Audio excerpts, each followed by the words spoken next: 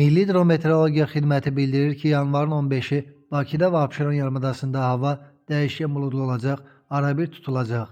Günün birinci yarısında fasilələrlə yağıntılı olacaq, mülayim şimal-qərb küləyi əsəcək. Temperatur gecə 1-3, gündüz 4-6 dərəcə isti olacaq.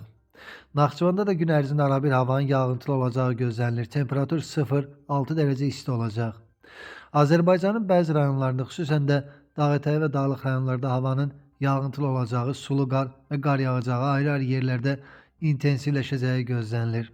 Axşama doğru yağıntılarda fasilə olacaq, bəzi yerlərdə duman gözlənilir, mülayim qərb küləyi əsəcək.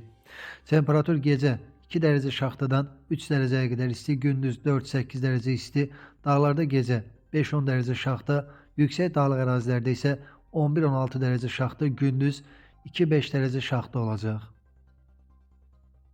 Kəlbəcərdə yağan qar gözəl mənzərə yaradıb. Doğru Xəbər Azərbaycan bildirir ki, bununla bağlı görüntüləri Kəlbəcər rayonunda Bərpa Tikinti və İdarəetmə Xidməti yayıb.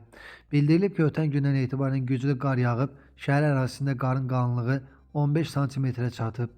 Hazırda Kəlbəcər şəhərində havanın temperaturu -1 dərəcə təşkil edir.